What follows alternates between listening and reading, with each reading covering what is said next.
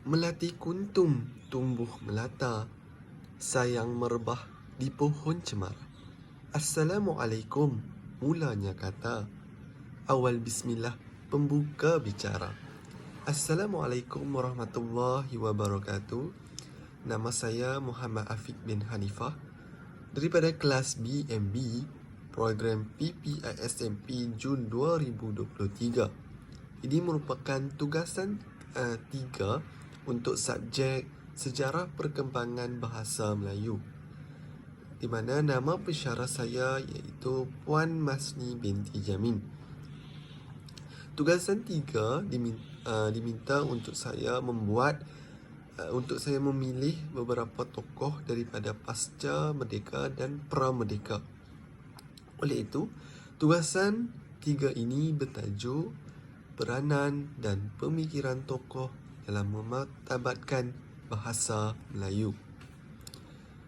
Untuk tugasan ini, saya telah memilih seorang tokoh yang sangat-sangat dikenali di Malaysia untuk bahasa Melayu pra-merdeka. Sebelum merdeka, saya memilih Tan Sri Dr. Zainal Abidin bin Ahmad, atau nama singkatan yang kita kenali iaitu Zakbar. Sebab saya memilih beliau kerana beliau ini merupakan seorang cendekiawan dan penyair yang terkenal di Malaysia, malah di dunia sastra Melayu. Beliau telah memberi sumbangan besar dalam martabatkan bahasa Melayu melalui karya-karya sastra dan penulisan beliau. Selain daripada itu, beliau juga penulis yang aktif dalam mengangkat isu budaya dan identiti Melayu dalam karya-karya beliau. Beliau sering menggunakan bahasa Melayu yang kreatif dan indah dalam seharian beliau. Selain daripada itu, beliau juga sering memperkukuhkan keindahan bahasa Melayu melalui puisi dan prosa beliau. Akhir sekali, beliau juga turut terlibat dalam usaha-usaha pendidikan dan penulisan yang menggalakkan penggunaan bahasa Melayu. Melalui penyelidikan dan hasil penulisan beliau, bahasa Melayu terus berkembang dan dikenali di peringkat antarabangsa. Itu merupakan sebab dan saya memilih Tan Sri Dr. Zainal Abidin bin Hasan sebagai tokoh pra-merdeka untuk saya melihat peranan dan pemikiran beliau dalam memartabatkan bahasa Melayu yang tercinta ini. Sebelum kita ke peranan dan pemikiran ataupun sumbangan beliau untuk memartabatkan bahasa Melayu ini, kita haruslah mengenal terlebih dahulu apa itu bahasa Melayu pra-merdeka. Bahasa Melayu pra-merdeka ini ialah bahasa Melayu yang digunakan sebelum merdeka. Ia akan disebut sebagai bahasa Melayu pra-merdeka. Era pra-merdeka ini bermula Era pra-merdeka ini merupakan zaman di mana usaha ditekankan untuk meningkatkan taraf kedudukan bahasa Melayu sebagai bahasa kebangsaan.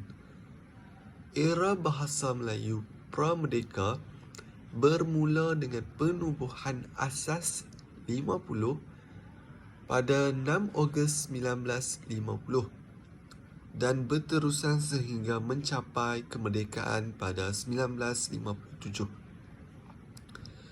Tambahan pula, menurut Khairuddin Ghazali dan Mastura 2004, bahasa Melayu pra-merdeka merujuk kepada perkembangan bahasa Melayu sebelum tanah Melayu mencapai kemerdekaan pada 31 Ogos 1957. Banyak tokoh yang telah menyumbang kepada pembangunan bahasa Melayu terutamanya dalam bidang penulisan. Tokoh-tokoh ini telah menjadi peneraju dan pembangun bahasa Melayu moden pada abad ke-20. Mereka terbahagi kepada dua kategori, iaitu tokoh tempatan dan tokoh asing. Tokoh-tokoh tempatan ini termasuklah Abdullah Munshi, Raja Ali Haid, Muhammad Said Sulaiman dan tokoh yang saya pilih iaitu Zakbar. Sementara itu, tokoh-tokoh asing seperti William Marsden, O.I. Dorset dan R.O. Winstead juga turut terlibat dalam usaha membangunkan bahasa Melayu moden. Ini menunjukkan bukan sahaja warga tanah Melayu tersebut, tetapi warga asing juga turut memartabatkan bahasa Melayu ini, membantu warga tanah Melayu kita untuk memartabatkan bahasa Melayu.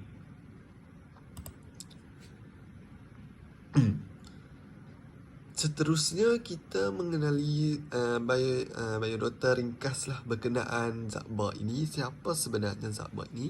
Kita akan terusi lebih mendalam berkenaan Tan Sri Dr. Zainal Abidin bin Ahmad Zakbar.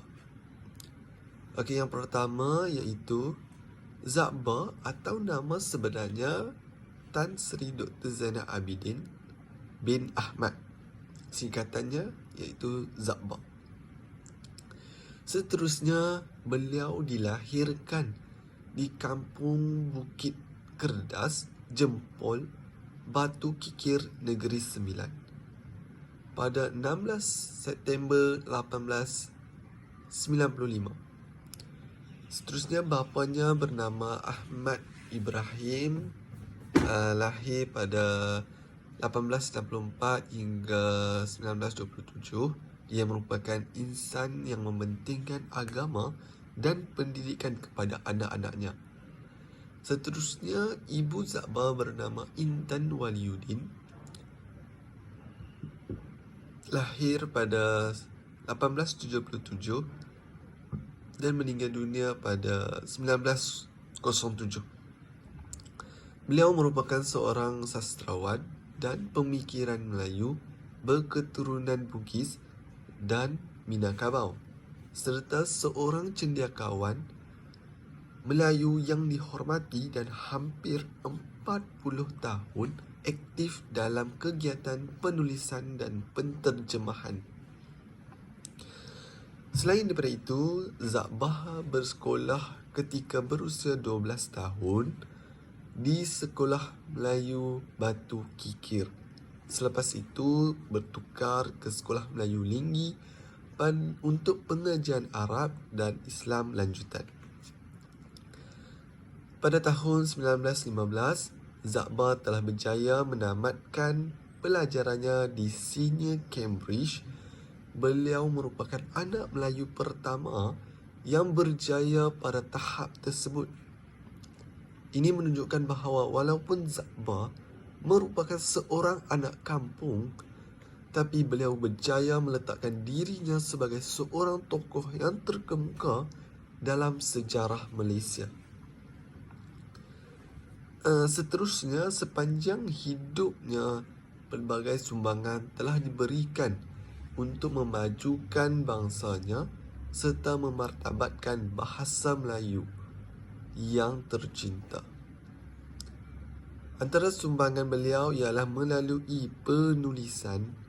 Beliau terutamanya dalam bidang penulisan, beliau memberi banyak manfaat bukan sahaja pada masa lalu tetapi juga pada masa sekarang dan masa yang akan datang. Zainal Abidin Hassan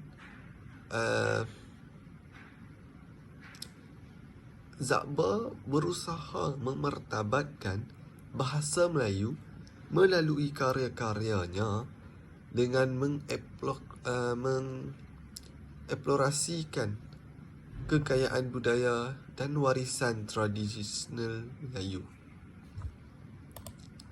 Seterusnya, untuk slide yang seterusnya, kita melihat kepada sumbangan beliau ataupun sumbangan-sumbangan lah untuk martabatkan bahasa Melayu ini. Kita ke jawatan yang disandangkan semasa hidupnya.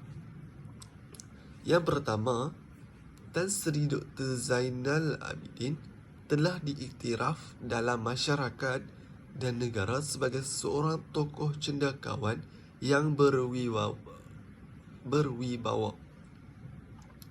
Beliau merupakan seorang pencetus dan pemikir dalam pelbagai bidang seperti agama, politik, bahasa dan lain-lain lagi. Seterusnya, Zakba aktif dalam masyarakat seperti penasihat umum bagi Persaudaraan Sahabat Pena Malaya, iaitu pada tahun 1937. Di samping itu juga beliau pernah disandang jawatan Yang di-Pertua Perselven Melayu Selangor pada tahun 1945. Di samping itu juga beliau pernah disandang jawatan sebagai jawatan kuasa pengubal Rang Piagam UMNO 1945. Seterusnya, beliau juga pernah menjadi seorang pensyarah Melayu di Universiti London 1947. Dan yang terakhir, beliau pernah menjadi pensyarah kanan di Jabatan Pengajian Melayu Universiti Malaya pada tahun 1953. Untuk slide yang seterusnya, kita berkongsikan maklumat berkenaan penghasilan karya beliau melalui penulisan. Yang pertama, beliau pada tahun 1938, beliau berjaya menyiapkan sebuah buku Daftar Ejaan Melayu Jawi Rumi yang diterbitkan 10 tahun kemudian, iaitu pada tahun 1949. Yang seterusnya, karya yang kedua, pada tahun 1931, beliau sempat menyiapkan sebuah buku mengenai Undang-Undang Ejaan Jawi dalam buku yang bertajuk Rahsia Ejaan Jawi. Dalam buku ini kita mengetahui cara-cara ataupun undang-undang berkenaan cara menulis Jawi yang tepat melalui pemikiran Zakba ini. Seterusnya, karya beliau yang pertama iaitu sebuah artikel. Karya artikel yang pertama yang dibuat oleh Zakba iaitu bertajuk Tamasya Mandi Safar di Tanjung Keling yang diterbitkan di Utusan Melayu. Karya ini dihasilkan sewaktu beliau bertugas sebagai guru pelatih pada tahun 1916. Beliau kerap menulis dalam akhbar-akhbar tempatan seperti Utusan Melayu dan Lembaga Melayu dengan menggunakan nama pena beliau iaitu Petrot. Seterusnya, kita berbincang mengenai penghasilan karya beliau lagi, kerana beliau ni menghasilkan terlalu banyak karya penulisan sepanjang hidupnya yang memberi kita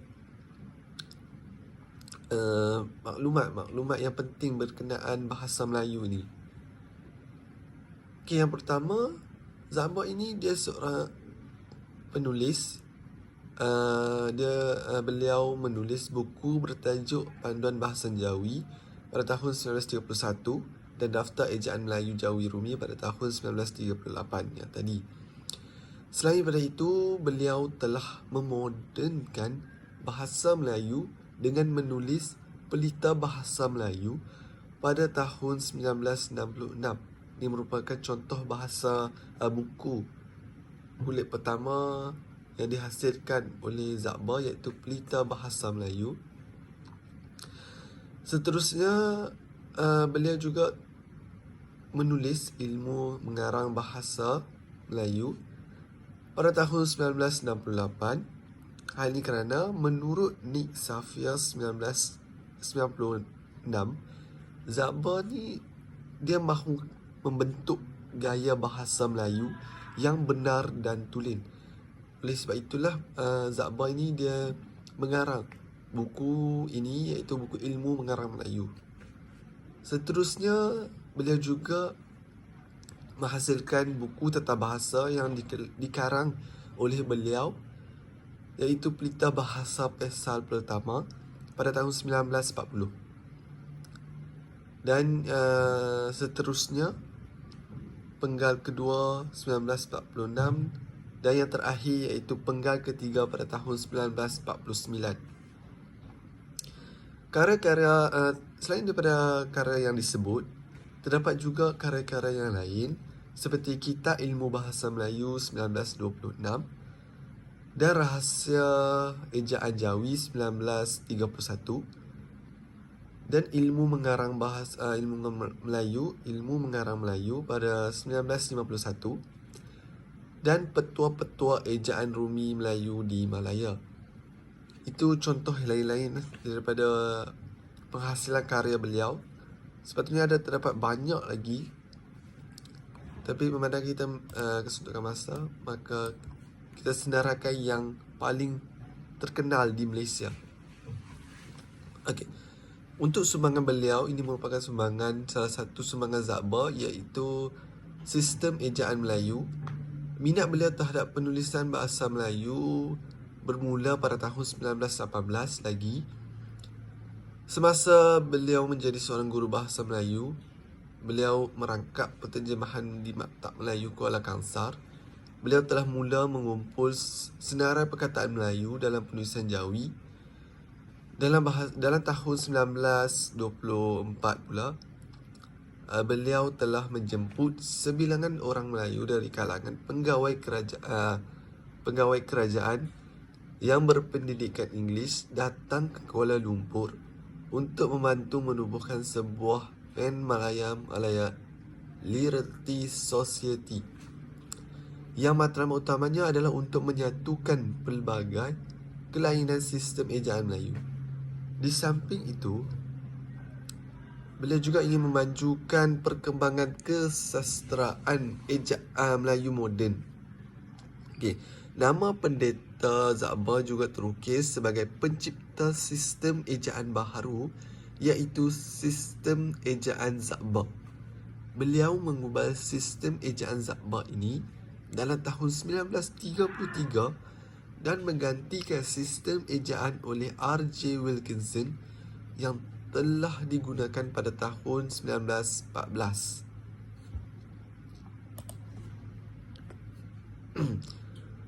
Untuk sistem ejaan Zaba ini, kita mengenali sedikit sebanyak berkenaan sistem ejaan Zaba yang dibuat oleh Zaba sendiri untuk menggantikan sistem ejaan R.J. Wilkinson tersebut.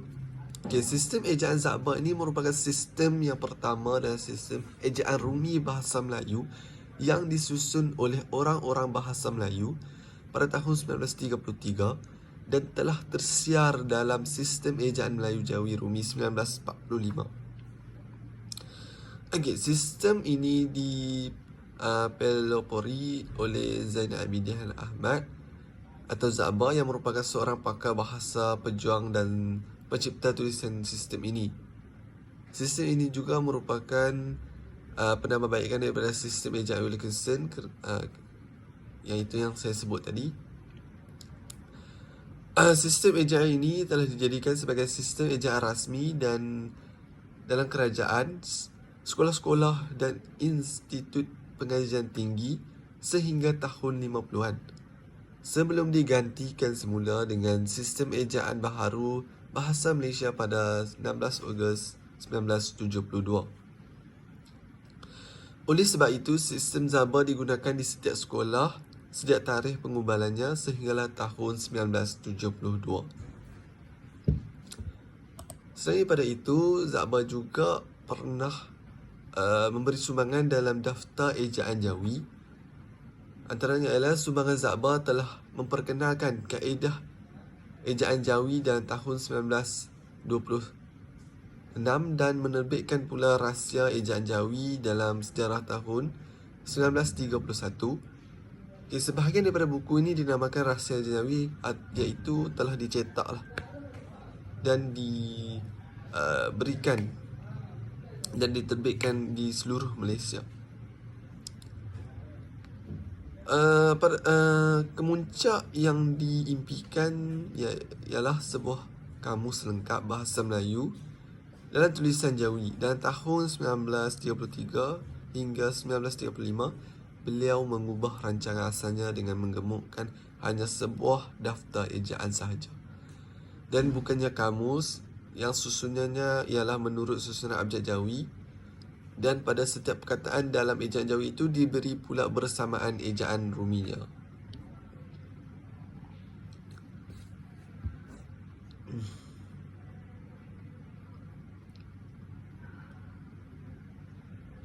Selain daripada itu, pada tahun 1931 beliau merumuskan Undang-Undang Ejaan Jawi dalam sebuah buku Rahsia Ejaan Jawi, dan pada tahun 1938 pula beliau menyiapkan daftar ejaan Melayu Jawi Rumi. Menurut Zaba, Undang-Undang Ejaan Jawi yang diberikannya dalam buku itu hanyalah ringkasan atau parti daripada apa-apa yang telah dipanjang lebarkan di sana sahaja. Itu ialah pendapat Zaba berkenaan daftar ejaan Jawi.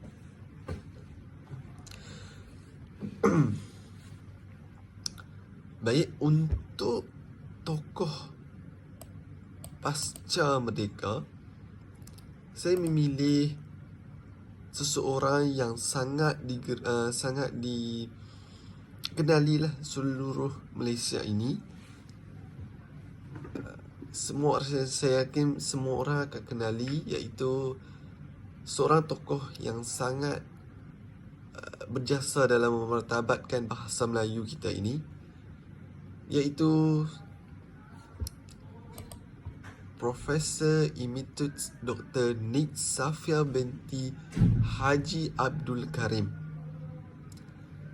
Ini merupakan tokoh yang saya memilih, tokoh pasca merdeka yang saya telah pilih untuk pembentangan saya pada hari ini. Sebab saya memilih Nik Safia binti Haji Abdul Karim sebagai tokoh pasca merdeka saya, iaitu kerana beliau adalah seorang pakar linguistik yang mengkaji dan mengembangkan bahasa Melayu ini. Beliau telah menghasilkan banyak buku rujukan yang berkualiti dan bermanfaat untuk pelajar, guru dan pengkaji bahasa Melayu. Selain daripada itu juga, beliau adalah seorang penulis sastra dan penulis dengan gaya bahasa yang indah, kreatif dan berunsurkan budaya Melayu. Beliau telah menghasilkan banyak karya sastra yang mendapat pengiktirafan dan pujian dari kritikus dan pembaca. Selain daripada itu juga, beliau adalah seorang pendidik yang berdedikasi dan berpengalaman dalam bidang pendidikan bahasa Melayu. Beliau telah menjumbang kepada pembangunan kurikulum bahasa pengkajian dan kaedah pengajian bahasa Melayu di peringkat sekolah dan universiti. Selain daripada itu juga, beliau adalah seorang pejuang bahasa Melayu yang memperjuangkan bahasa Melayu sebagai bahasa ilmu, budaya dan komunikasi yang sejajar dengan bahasa-bahasa lain. Beliau menekankan bahasa Melayu tinggi supaya dipelajari dan digunakan oleh semua golongan di Malaysia dan di seluruh Nusantara. Seperti biasa, kita mengenali terlebih dahulu sedikit sebanyak berkenaan biodata ringkas berkenaan Nik Safia binti Abdul Karim. Okey. Yang pertama, beliau merupakan nama penuh beliau iaitu Profesor Emeritus Datuk Dr. Nik Safia Karim yang dilahirkan pada 17 Disember 1939 di Kampung Banggol, Kota Baharu, Kelantan. Okey, kita ke dalam bidang akademik beliau. Beliau telah menerima pendidikan awal di Sekolah Rendah Inggeris Perempuan Kota Baru. Beliau juga kemudian telah melanjutkan pelajaran ke Maktab Perempuan Melayu Jalan Damansara, Kuala Lumpur. Setelah itu, beliau telah belajar di St. Francis Institution, Melaka sehingga lulus High School Certificate pada tahun 1959 dan pada 1965 beliau memperoleh ijazah Doktor Falsafah dalam bidang linguistik dari Ohio University, USA. Kejayaan akademik pula telah bermula dengan pelantikan beliau tutor di Jabatan Pengajian Melayu Universiti Malaya pada tahun 1963. Sepanjang karya beliau, beliau telah berjawatan sebagai pensyarah, Profesor Makya dan dilantik sebagai Profesor Pengajian Melayu. Itu merupakan biodata ringkas berkenaan Nik Safia Karim. Seterusnya kita ke sumbangan beliau.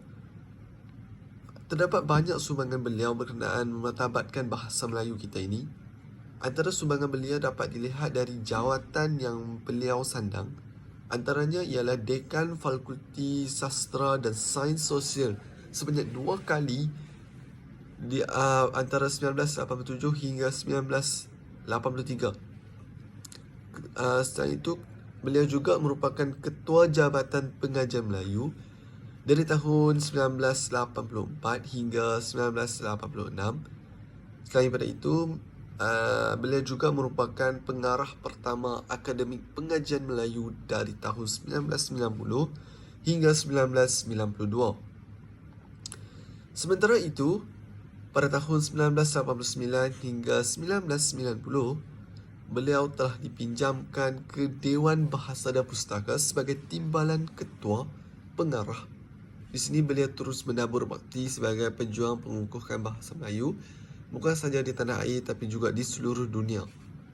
Selain daripada itu, beliau juga pernah disandang sebagai Ahli Jawatankuasa Tetap Bahasa Melayu JKTB yang mewakili Malaysia di pertemuan Majlis Bahasa Melayu Brunei Darussalam, Indonesia dan Malaysia. Selain daripada itu juga, beliau seorang pengasas Persatuan Linguistik Malaysia yang pernah menjadi presiden selama 18 tahun dan kini beliau menjadi penasihat persatuan tersebut. Untuk peranan dan pemikiran dalam mertabatkan bahasa Melayu, Nik Safia Karim ni banyak memberi peranan dan pemikiran beliau. Antaranya ialah beliau mengasaskan Persatuan Linguistik Malaysia dan menjadi Presiden pertubuhan itu selama 18 tahun. Selain daripada itu, di samping itu juga, beliau menghasilkan tidak kurang daripada 30 buah buku tentang bahasa Melayu yang menjadi rujukan sehingga sekarang. Akhir sekali, kepakaran beliau dalam ilmu linguistik dan bahasa Melayu turut menjadi rujukan kepada negara-negara lain, iaitu negara Singapura dan Brunei, dalam menghasilkan buku teks dalam sistem pelajaran Malaysia mereka sendiri. Nik Safia Karim ini juga telah menghasilkan karya-karya penulisan beliau yang sangat banyak. Contohnya seperti Bahasa Melayu Sinteks 1978, Berapa Persoalan Sosial Linguistik Bahasa Melayu 1981, Tata Bahasa Dewan yang digunakan sehingga sekarang, iaitu Malaya Grammar for Academic and Professionals 1995.